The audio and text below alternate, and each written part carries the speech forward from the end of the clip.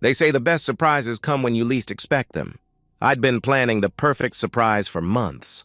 Something that would change everything between my wife and me, prove that I'd been listening to her every complaint, every hint about the life she wanted. I had the confirmation email in my pocket, flowers in my truck, and 8 years of marriage that I thought was worth saving. But when I pulled into my driveway that Friday afternoon, ready to give Emma the surprise of her dreams, I found a silver Mercedes I'd never seen before, sitting where it didn't belong. Some surprises, I learned, cut both ways. And some discoveries change a man forever. What I found in my own bedroom that day didn't just end my marriage. It taught me that sometimes the only way to rebuild your life is to completely destroy someone else's first. My name is Ryan Carter, and I'm 35 years old. I build things, houses, communities, dreams.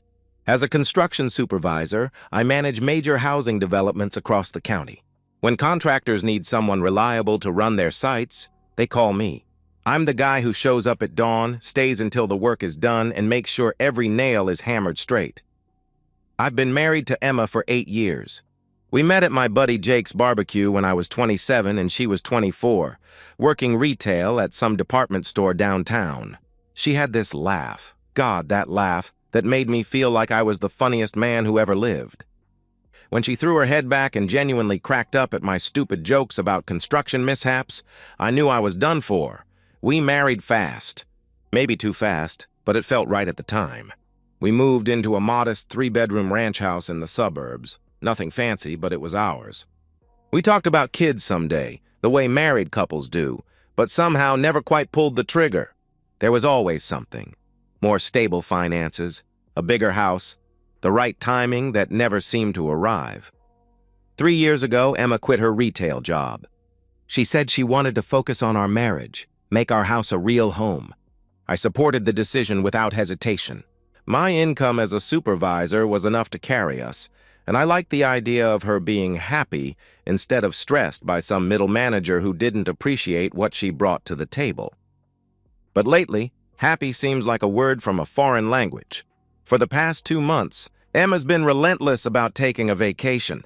We never do anything exciting. Ryan, she'd say, scrolling endlessly through Instagram photos of friends on tropical beaches, at all-inclusive resorts, living lives that looked nothing like our quiet suburban existence. My response was always the same. Money's tight, babe. Overtime's mandatory through the summer. Soon, though, she'd roll her eyes and mutter something about me loving concrete more than her, then go back to her phone. Always that damn phone. What Emma didn't know, what I was extremely careful to hide, was that I'd been squirreling away money for months.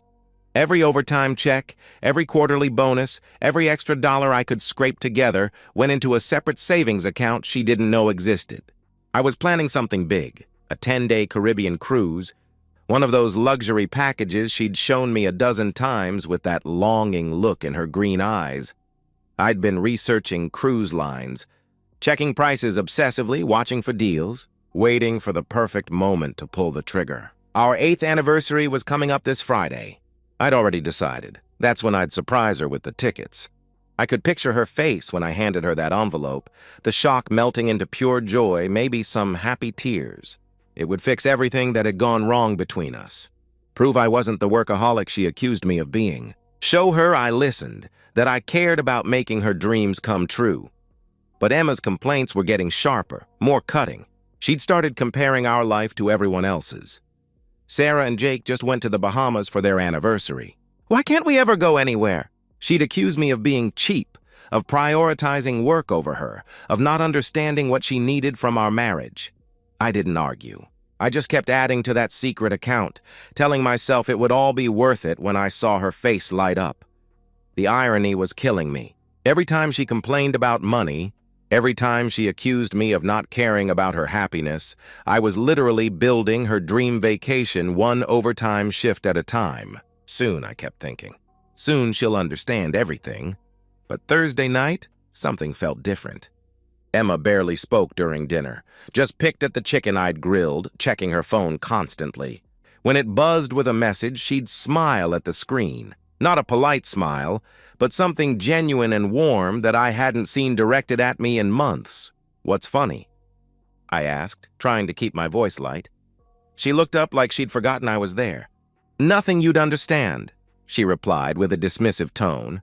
The words hit harder than she probably intended, or maybe exactly as hard as she meant them to.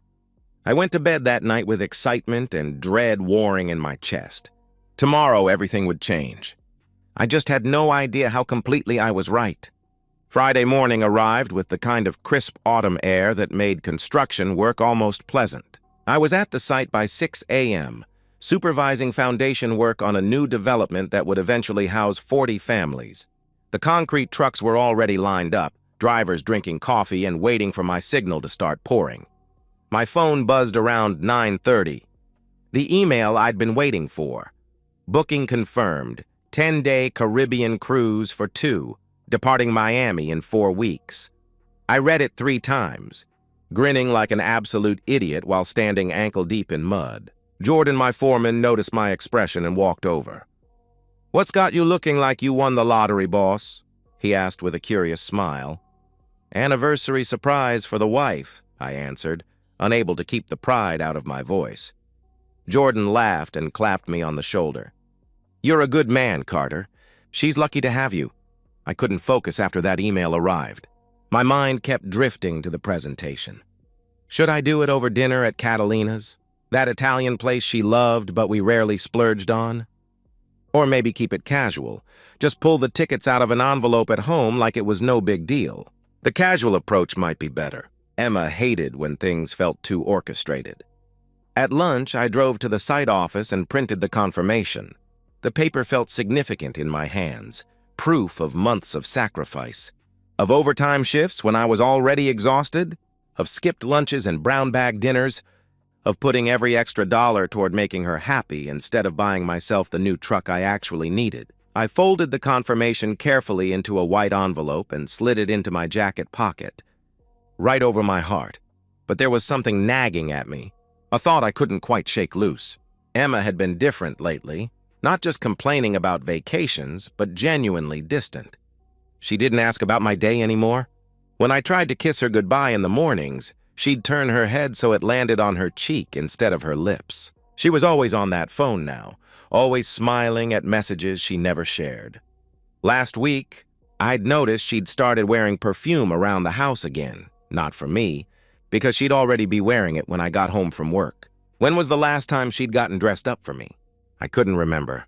I pushed the thoughts away. I was being paranoid, reading too much into normal behavior. She was just bored, frustrated with our routine. The cruise would fix it. It had to. I left the site at 2 p.m. telling Jordan I had anniversary preparations to handle.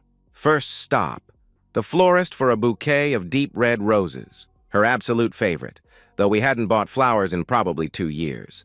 Then the liquor store for a bottle of Pinot Grigio, the expensive kind she liked but never asked for.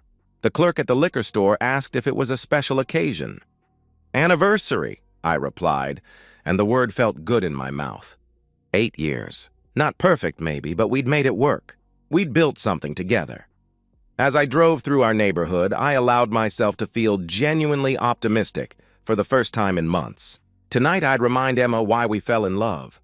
I'd show her I'd been listening to every complaint, every hint, every Instagram post she'd sighed over. The cruise wasn't just a vacation, it was a reset button on our entire relationship. I turned onto our street, already imagining her face when she opened that envelope. And then my stomach dropped into my boots. There was a car in my driveway, a silver Mercedes C-Class, engine still warm from recent arrival, that I'd never seen before in my life. I parked 2 houses down, engine off, staring at that Mercedes like it might disappear if I concentrated hard enough.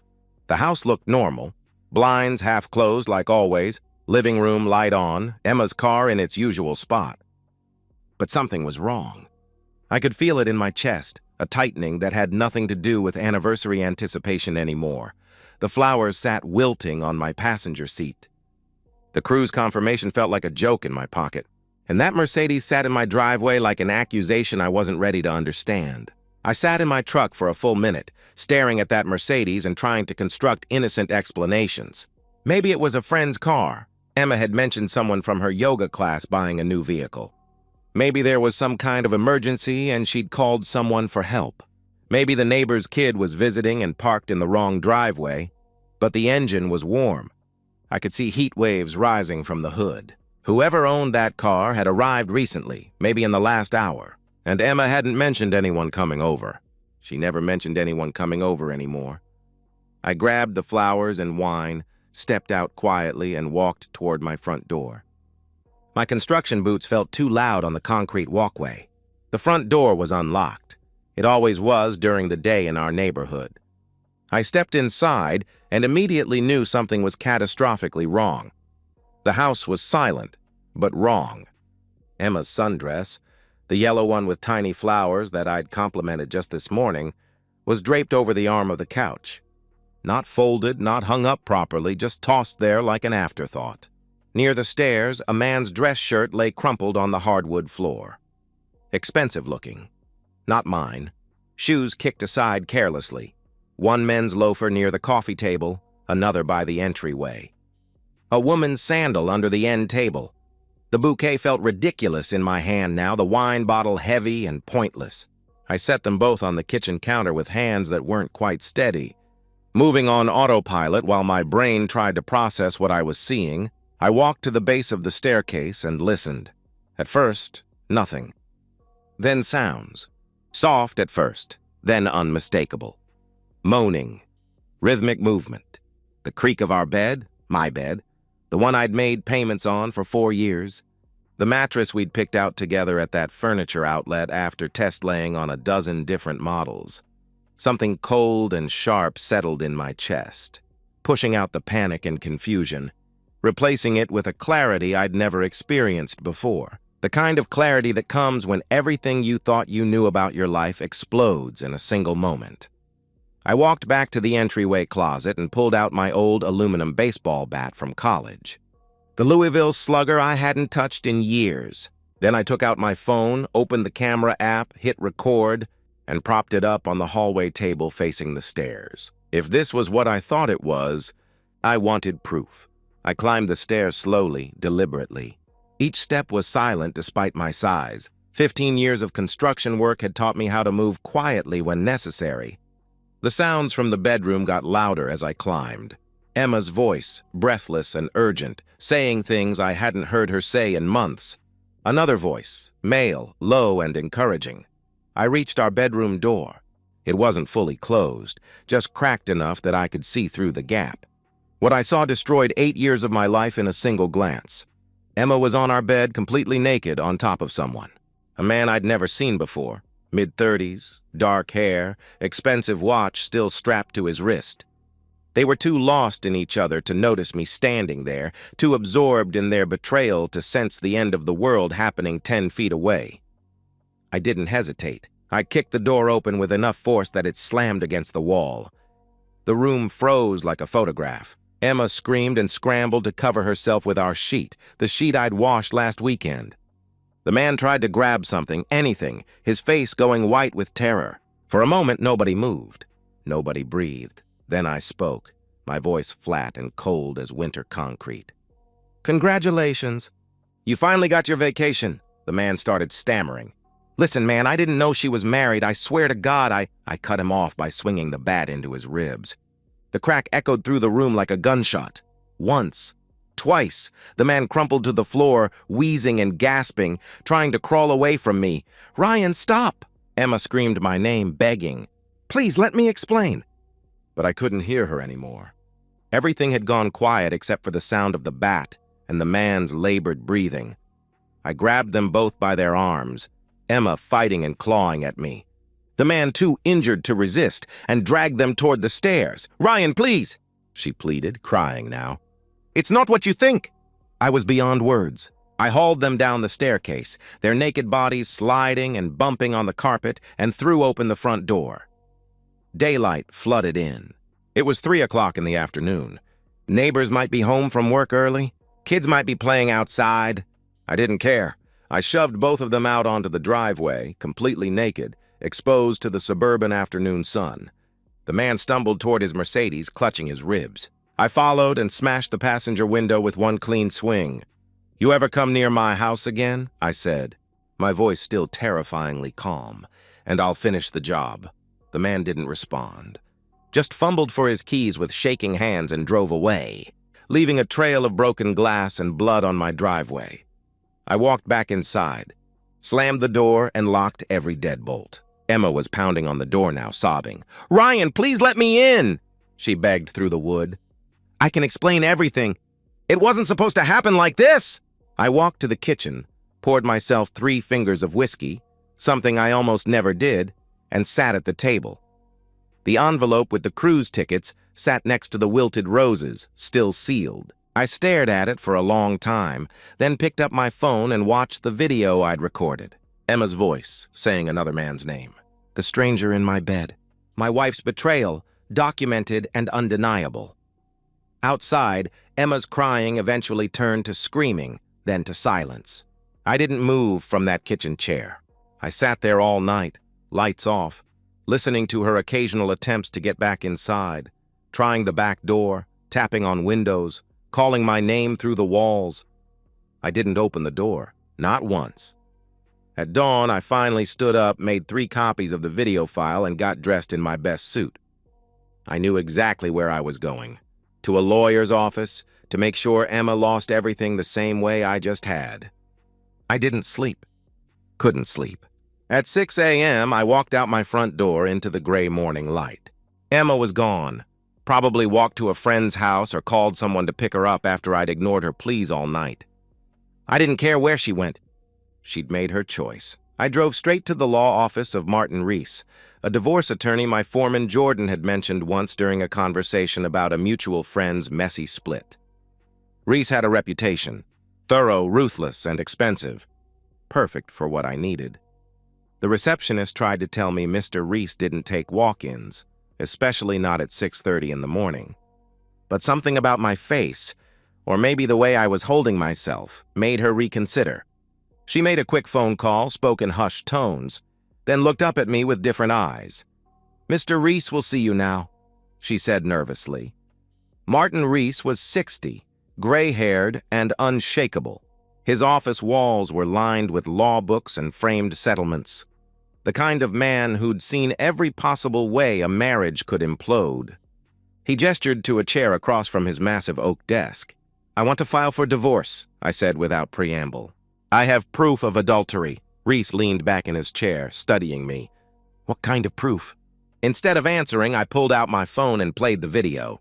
No warning, no setup, just pressed play and let the evidence speak for itself. The footage was explicit and undeniable. Emma in our marital bed with a stranger, their voices clear and incriminating, followed by my violent response to catching them. Even Reese's practiced expression faltered as he watched. "Jesus Christ," he muttered when it ended. "You assaulted him." "He was in my house, in my bed with my wife," I replied coldly. "I'm claiming temporary insanity driven by the discovery of adultery." Reese rewound the video, watched it again, taking careful notes. "The violence complicates things legally, but the adultery, with video evidence this clear and graphic, you'll get everything. The house, all marital assets, no alimony payments. She'll have no grounds to contest anything. How fast can you make this happen?" I asked.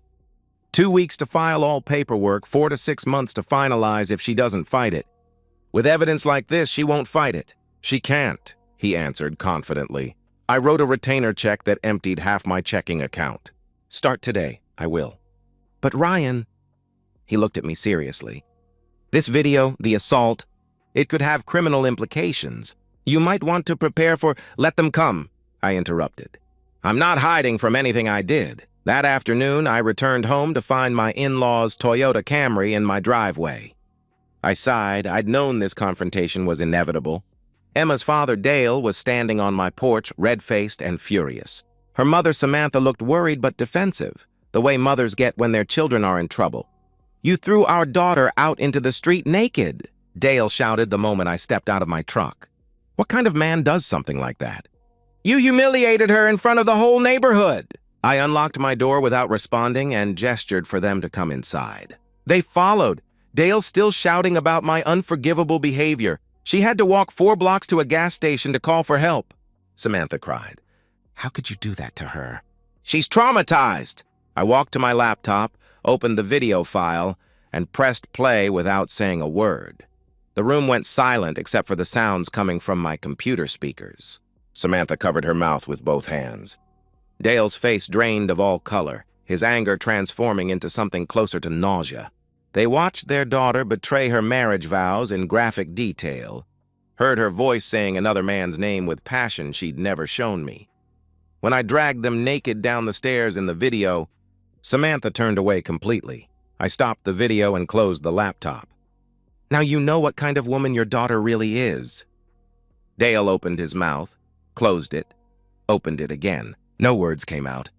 Samantha was crying harder now, but not for Emma's humiliation, for the disappointment, for the shame of raising someone capable of this. I'm filing for divorce, I continued, my voice steady and final. She gets nothing. Not the house, not the savings, not a dime of spousal support. The video ensures that if she comes near this property again, I'm calling the police for trespassing. But where is she supposed to go? Samantha asked weakly, her voice barely a whisper. That's not my problem anymore, I answered without emotion.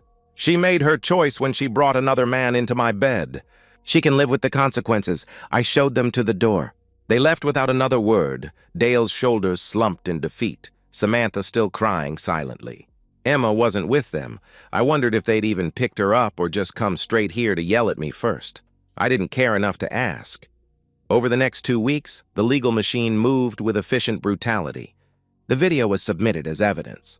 Emma's attorney, a public defender since she had no money for private counsel, advised her not to contest the divorce.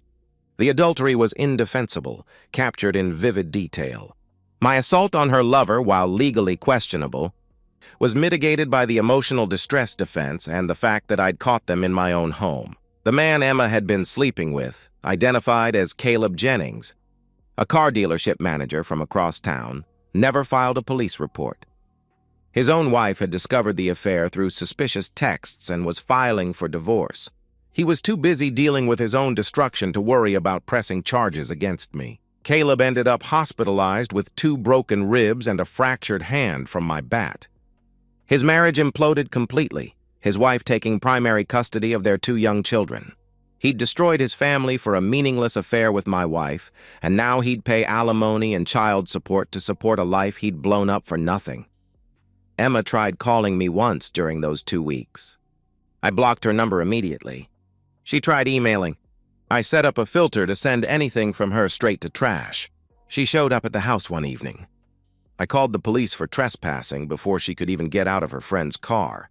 She learned quickly. There would be no negotiation, no reconciliation, no second chances. I'd drawn a line and she'd crossed it. Now she'd live on the other side forever. The divorce was finalized 4 months later.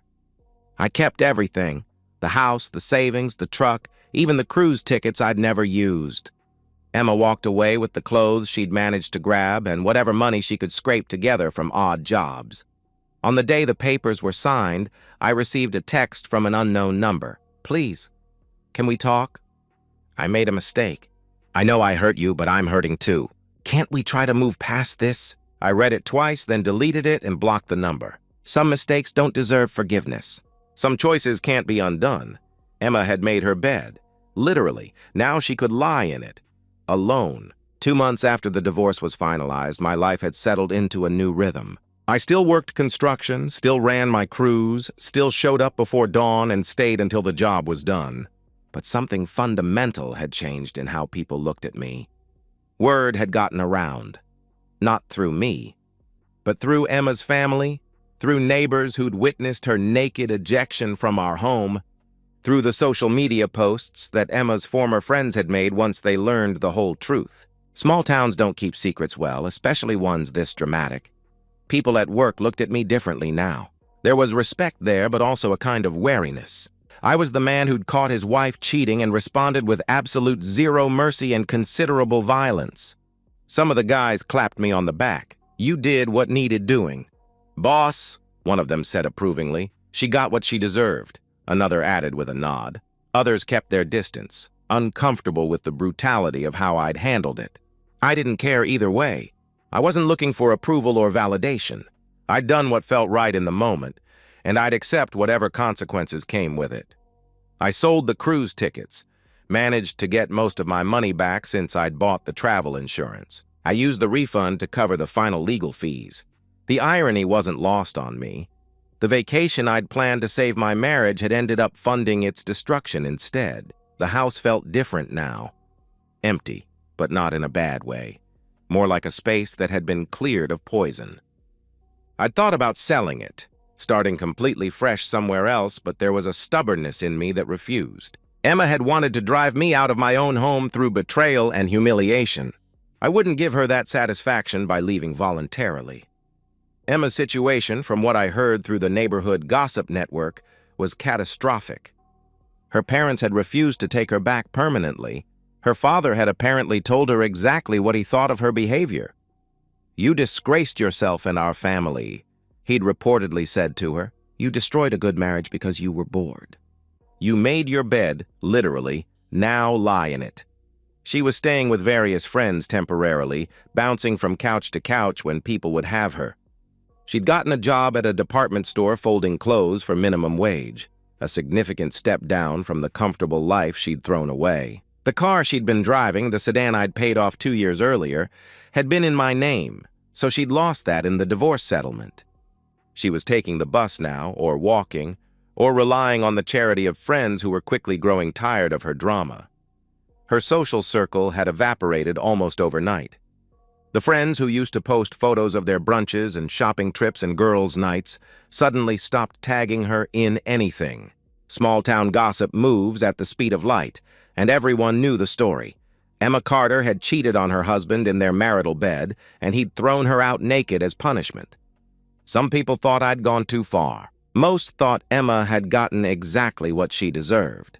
I heard these updates through Jordan, whose wife was connected to the neighborhood information network in ways that defied explanation. Jordan never asked if I wanted to know about Emma's downfall, but he told me anyway, probably thinking I needed to hear that she was suffering. "Heard Emma's having a rough time," he mentioned one day during lunch. "Living with different friends, working retail again." "Good," I replied simply, taking a bite of my sandwich. Maybe I did want to know. Maybe there was some satisfaction in learning that choices have consequences, even for people who think they're entitled to everything. 3 months after the divorce was final, Emma managed to get a message to me through a number I hadn't blocked yet. No apology, just raw desperation. "Please, can we talk?" "I made a mistake. I know I hurt you, but I'm hurting too. Can't we try to move past this? I miss what we had." I read it several times, thinking about how to respond. About telling her exactly what I thought of her attempt to frame this as mutual suffering, as if her pain from facing consequences was equivalent to my pain from being betrayed, as if her missing what we had could somehow undo the fact that she'd destroyed it. Instead, I deleted the message and blocked the number. There was nothing to say. She hadn't made a mistake. She'd made a choice. Probably dozens of choices over weeks or months of planning and executing an affair. Every time she'd texted that man, every time she'd invited him into our home, every time she'd lied to my face while scheduling her next betrayal. Those weren't mistakes. They were decisions. I focused on work instead. I took every overtime shift offered, threw myself into the job with renewed intensity. My site foreman noticed my dedication and recommended me for a promotion. Head foreman on a major new development, significant pay increase, more responsibility, 40-person crew. I interviewed and got the position easily. Life moved forward, whether I felt ready for it or not. The world didn't stop because my marriage had imploded. Projects needed completing, houses needed building, deadlines needed meeting. I walked past the closet where the baseball bat still sat, untouched since that awful day. I didn't feel regret when I saw it. I didn't feel guilt or shame or any desire to apologize for what I'd done. I felt closure. Some weapons are only needed once, but their presence serves as a permanent reminder of boundaries that won't be crossed again. The promotion came with a company truck and a substantial raise. I was making more money now than Emma and I had ever made together. I could afford the kind of vacations she'd always wanted, the kind of lifestyle she'd envied in other people. The difference was I had no desire to share it with someone who didn't deserve it. 6 months post-divorce, I was finally ready to admit something to myself.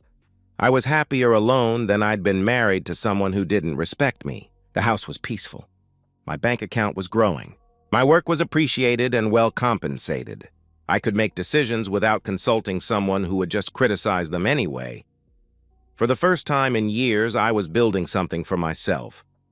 And this time, no one could destroy it but me. 6 months after the divorce, I was unrecognizable from the man who'd come home with flowers and cruise tickets that Friday afternoon. I'd been promoted to head site foreman, managing a team of 40 across multiple residential developments throughout the county. My income had increased by nearly 50%. I was respected, valued, rising through the company faster than anyone had expected. The house, our house, now just my house, had been completely renovated.